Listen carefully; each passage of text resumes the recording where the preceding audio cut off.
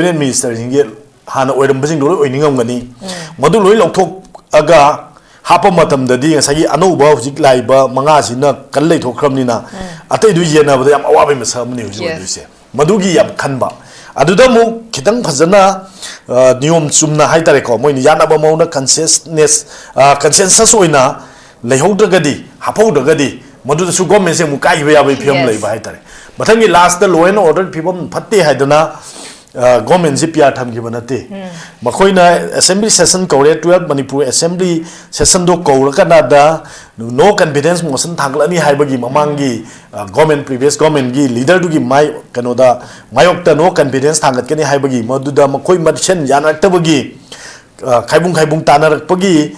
matang duda karigumba du tauta di government mai thigini adoi di government mai thita gadi amukhana bjp halakpa yararoi haibagi plan duda adugi saptu da nebang asagi keno tor hokanda akoigi pia thamjan grise law and order phim phatabi na te law and order phim phatabi thambane haita di ekoina method tagi adoi marak tu da sahi ama ani sondaraga kesu thamningai leite aduna chateta thamgineba aduna yam chawba maram amani ada hojik su adu hapa matamda achauba ekhoi awaba ma khoi da poluma ma soidana leramgani ekhoi na sum taja bada masi speculation ni ko khoi 100% madu prove to bangam bagi wafam du dinate ado keno minister gi keno da yawning ba sigi minister gi minister oining ba haitare oining ba sing marakta makoi soina kalu leiri haiba pautari ma hapak tragadi ai hapak tragadi ai yaw tragadi haibagi moi da khara bungna ba dum khara lem no male adubu aina almost yang pada handaki cm hapak pa matamda yam neutral oiba person amadona koina khangi haitare hana adu oibe ai gam khalambada yamna bias leitaba makhalgi khwabam da dum moina arrangement tor hapai adu sugro soidana athuba matamdadi hapakani haibagi thajabulai tobudadi happy singdugi marakta aikhoisi yenaba mayam ama leita gadi hapa yaroi dabanina yamuna khalaga dagi hojik amo laisina aroi bidai na si thamjaningi se community politics man ba mawong mayam ama blame claim mayam tona leiba aikhoi adu hapkadabani aikhoi community adu hapkadabni adagi aikhoigi hapkadabni haiba mayam ama laeba se for example aikhoigi da singda gi hapkhre deputy cm mo hape aduga tampakta leriba khoigi kangu oriba maitai pangangi mla ahum leiriba sigi maraktagi aikoi amadi soidana khoigi hapam thoi haibasi su claim dawnari ne bako aduna sigi mla sorry ahum nalap sume ahum oidoni ko haibe mla ahum sigi maraktagi ama hapam thoi haibasi su maram chaba claim amane sisu khana ningai oiba mane aduna punamak si yanga kanada makoida kok chikpa mayam ama leiba aduga hapuroga aikoida sigi moi marta kre muksan oza prajamiam singna government ama khak sembiu install to you having kholau sing se last word have tare center na manipur da new government am khang popular government am khak install to re masida yumnam kem chana chief minister oina wasak lok thram matung da minister mari amaga wasak lok re but hozik fab gi onedi chief minister na mahaki council of minister like the sing se masi pirage habigi post governor da so hozik fab da claim to pagi post laitaba center na su khalak triba aduga chief minister da so hozik fab gi oina governor de claim to adu itaragadi marak sida khoigi numik kyani leigidori bano yamna thuna expand to buduni myamna pame base khoi thabak tawgada ba myam am su leiri bani adu hozik fab gi oina di minister gi pot se expand to rokta bagi pot am khak leiba masida hidden agenda kari lerang ba yae na ozagi ba khalan leibi hojiki deriba cabinet si expand to basi tawbudi yare haitare maramdi yam thuna mamangi koina hek minister appoint to baga dum numituda dum wasak lore nongalaga dum koi assembly 7 assembly du pham khre adu 12 assembly gi 7 session ko adu pham khre adu gi mu nongal badamu cabinet ki mi pham mo pham khre swaina mathang lak par yam thuna taweba aduga wai kari gi atai lemhori ba minister sing hapta dna le no hai base si am questionable oi adu madu khoi gi ahan magi hapai ba kenu gi mong che adum khetang yengmina ba yai hai ta ahan bada khoi cm si honorable cm Yunam Kemsan hapkre adu mathangda deputy CM lo city ko amadi nemcha kipgen hape adu go loinana aikogi minister ani local amadi Govindas Konthongjam hairiba myu ani hapaga punna hujik lairisi chief minister tharaga manga laire ko cabinet colleagues the moi manga laire tai thoi lege do boni khoi keno mo wali taret mo wali ba taret wali sigi mawong do si happy bi mawong si yen ko matam da khoigi tampak tagi khoigi CM ma laire singdagi se deputy CM ani hapkhre adugi sigi area si gi area gi matungi na piraga di Bishnupur district ki ama hapkhre hujik larise aduga amuk kenogi Imphal West ki ama hapkhre NPP ki ama hapise local hapise sumaina le kanda sigi side lengadi hujik walhuri si atai district sing Thobal walhuri aduga loinana Imphal East ki wali adagi CMD Imphal West ki suwere ko main laire adu wali bising sigi adugi area dadi sungge choidana area adugi oinadi aduda base taroga di cabinet se pira aroi haitare hana ju pide aduna hojik laiba mong sida makoina lemhoriba makoi tare se hapase yam araiba podam di natte hana sel kenogi BJP gi legislative wing gi leader khan base mase yam aruba ma oye ba ba khan mangam da moi matak dissident mayam laiba adagi yaba yadaba mayam ma khalaka na yang wanani koi khalaga hapaise yam tarai tarai ne hapak bi natte ado hojik laiba yanadaba mayam si resolve tawdana hojik cabinet ki hapakpa lemhoriba minister tare hapakpa sida aikogi honorable CM na hojik si CM na khalam doise kana hapsige haibasi ma gakti gi oiba decision lobang ngamoy aduna center gi amuk wa nga ga doini maramdi kaino da honorable CM masa makse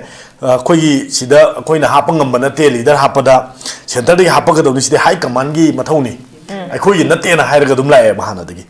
ana aikogi natte na hai aikoina ngamba natte na haira lakmanina hojik so deputy CM amad deputy CM ani happy wa minister ani happy jesu makogi party gi side gi happy koin eba letter koi BJP gi in charge na ko makoi da invitation letter haidina koi cabinet minister oina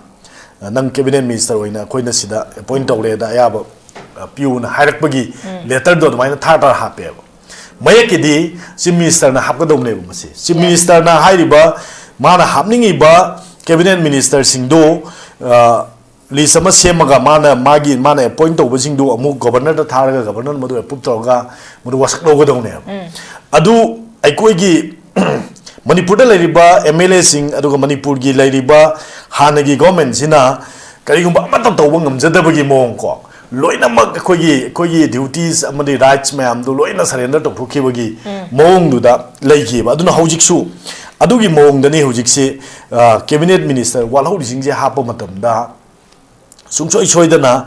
center gi intervention mayam lakane ba moina hapu midu hapakane ba ada yam luri je hojik ta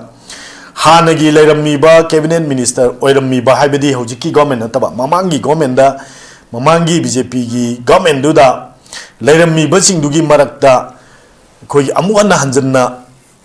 cabinet minister singe hana oiram ba singdu loi oiningam gani madu loi lokthok aga hapa matam dadi ngasagi anouba hojik laiba manga sina kan lei thokramnina atei du yena ba yam awabe masamni hojik duise madugi yam khanba aduda mu kitang phajana niyom chumna haitare ko moini yanaba mauna consensus oina leihogdagadi hapogdagadi madu su government se mu kai ba yabai phiam lei ba haitare mathangi last the law and order phibam phatte haidana government ji pia tham gi banate makoina assembly session kore 12 manipur assembly session do kore kana da no confidence motion thanglani haibagi mamangi government previous government gi leader du gi mai kanoda mayokta no confidence thangat kani haibagi maduda makoi madchen yanaktabagi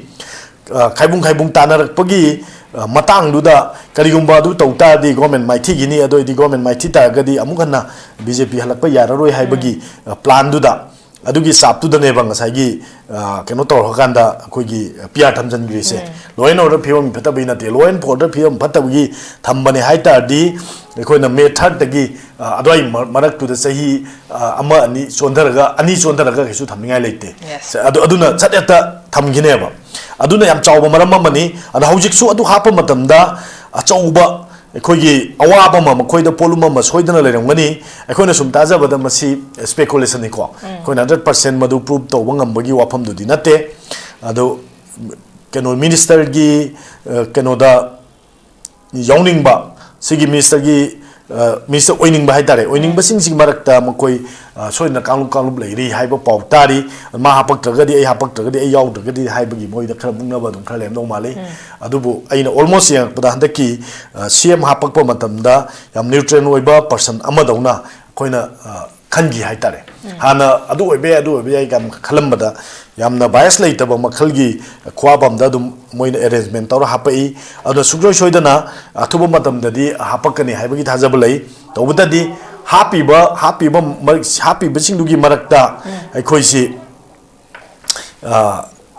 ꯌꯦꯠꯅꯕ ꯃꯌꯥꯝ ꯑꯃ ꯂꯩꯇꯥꯔꯒꯗꯤ ꯍꯥꯞꯄ ꯌꯥꯔꯣꯏꯗꯕꯅꯤꯅ ꯌꯥꯝ ꯃꯨꯟꯅ ꯈꯜꯂꯒ ꯑꯗꯒꯤ ꯍꯧꯖꯤꯛ ꯑꯃ ꯂꯥꯛꯏꯁꯤꯅ ꯑꯔꯣꯏꯕꯗ ꯑꯩꯅ ꯁꯤ ꯊꯝꯖꯅꯤꯡꯉꯤꯁꯦ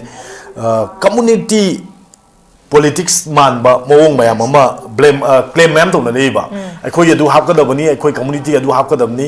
ꯑꯗꯒꯤ ꯑꯩꯈꯣꯏꯒꯤ ꯍꯥꯞꯀꯗꯕꯅꯤ ꯍꯥꯏꯕ ꯃꯌꯥꯝ ꯑꯃ ꯂꯥꯛꯑꯦꯕ ꯐꯣꯔ ꯑꯦꯛꯖꯥꯝꯄꯜ ꯑꯩꯈꯣꯏꯒꯤꯗ ꯆꯤꯡꯗꯒꯤ ꯍꯥꯞꯈ꯭ꯔꯦ ꯗꯤꯄꯨꯇꯤ CM ꯍꯥꯞꯄꯦ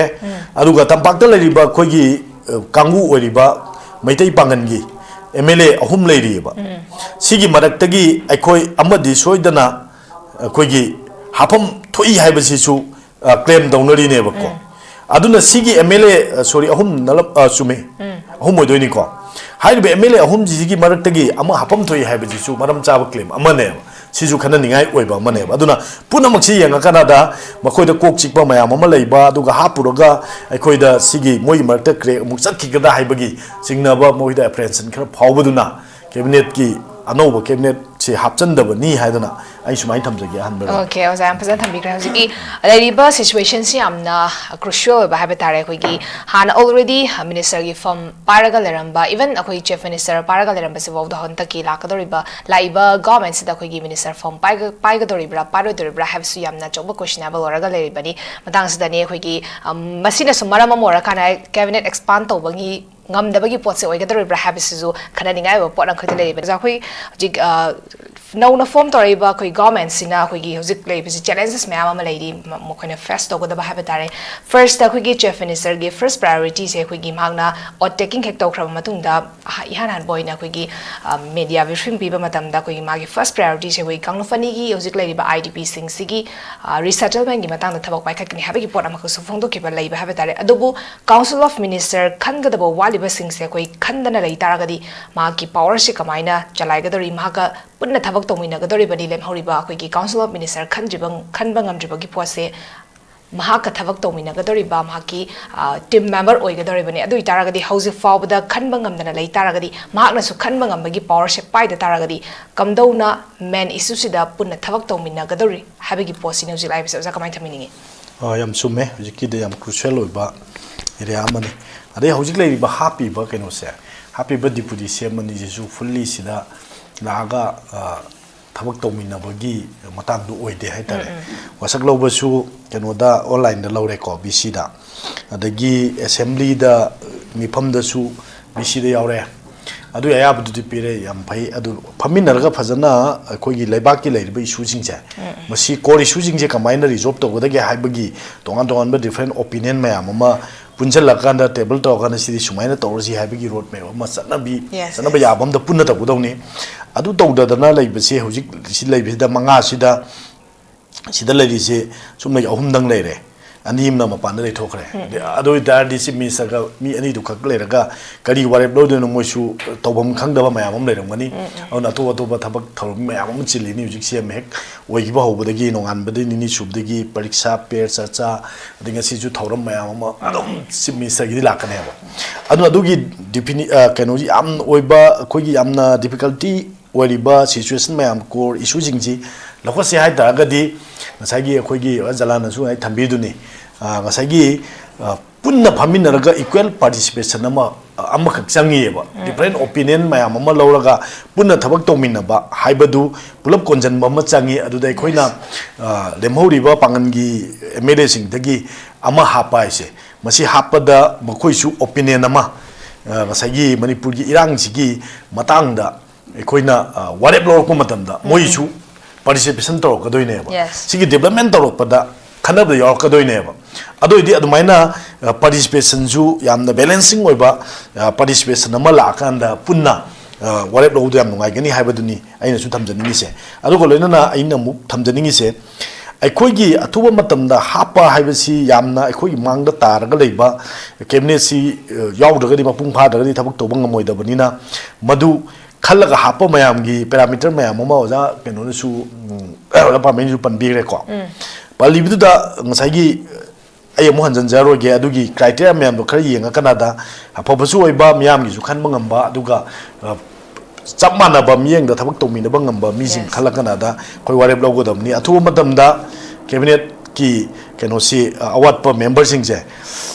hapama yam changi cabinet si yam thuna chawthon ba aduga award pa sing hapchalak ba adugi thabak si yam athuba matamda tawgoda basida hojik leiriba policy koi leiriba honorable chief minister sina masi warep logo ngamba gi thakta magi oibada madugi gatsam da thabak to bangi change ba madu ngam jagadi sida decision lo busu ngamoy kudumoina yengchi koina hoji home minister